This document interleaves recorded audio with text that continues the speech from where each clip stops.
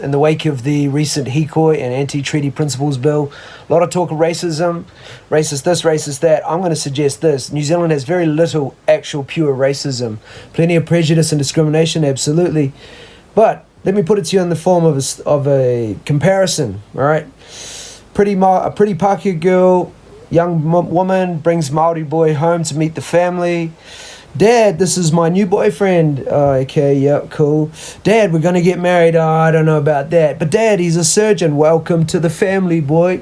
All right, that's the sort of thing I'm talking about. A lot of it is to do with social class, socioeconomics, not race purely. All right, here's the flip side. What do you call a black man with a PhD?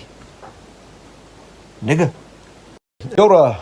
This is my response to this notion that to learn, speak and use te reo Māori, it's a must or prerequisite that we deep dive into the culture first, the tikanga Māori. I disagree. I say that the most important thing is that you just start and that these things, we learn these things organically as we go. Put it this way, if I was to want to learn Japanese or Greek or Afrikaans or English for that matter, is it a must that I learn about the culture first? Is it a must that I have to deep dive into cosmic knowledge and spirituality first? I don't think so. So, in my opinion, if you want to learn Māori, just get into it. The main thing is to get started. Sure. Kia ora. Can someone please explain to me how on earth New Zealand pension or superannuation is not means tested? Anyone who's 65 or over is eligible for the exact same pension, whether you're a millionaire or a pauper. And to me, that makes no sense at all. Surely people of means should get less to allow people without means to get a bit more. To be fair, I mean, it just seems crazy. Someone explain it to me, please. What is happening in India that's created a situation where Indian migration to New Zealand is at an all-time high? I know someone in Immigration New Zealand, he said that by far, in his department at least, Indians are the biggest group that he deals with. Push and pull factors, what's going on there? I mean, is it just as simple as unemployment? I think there must be more to it. Anyway, keen to hear from Kiwi Indians. Anybody who wants to join the conversation, keep it respectful. The tall poppy syndrome. Kiwis always talk about this in a negative light.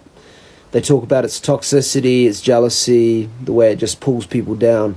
And I'm not saying that never happens, and I'm certainly not suggesting that that's a good thing, but I'm going to put it to you that the tall poppy syndrome might also be a factor that keeps us humble, keeps us down to earth. I've lived, worked and travelled in international settings, and I've been really happy and proud to know Kiwis in these places that are generally humble and down to earth.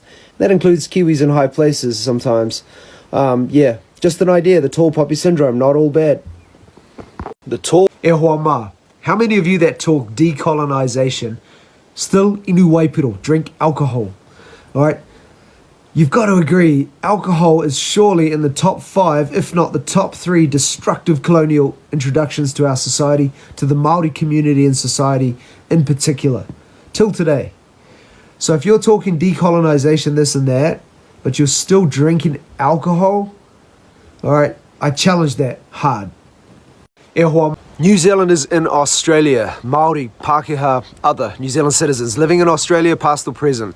What is your engagement, interaction, and active participation with Aboriginal people, culture, language?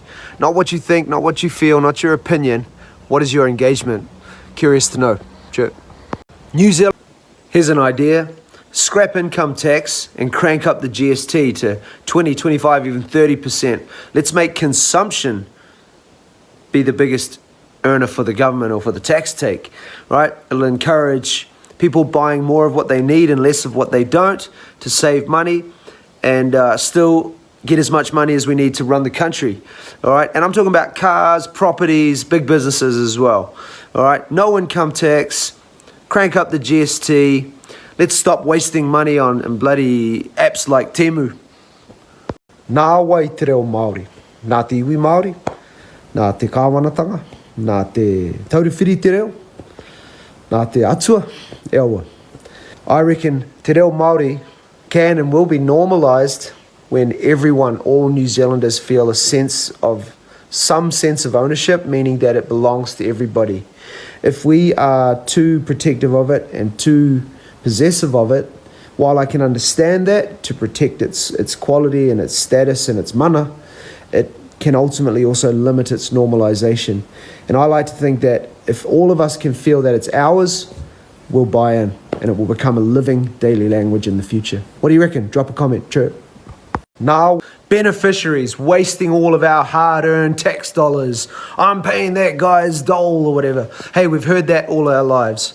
But it dawned on me recently that actually all of the money, virtually all of the money that beneficiaries receive goes straight back into circulation. It goes back into the economy, the local businesses, groceries, rent is the biggest one, health, schooling, clothing, you name it. All right. So from an economic standpoint, I don't really have a problem with the benefits.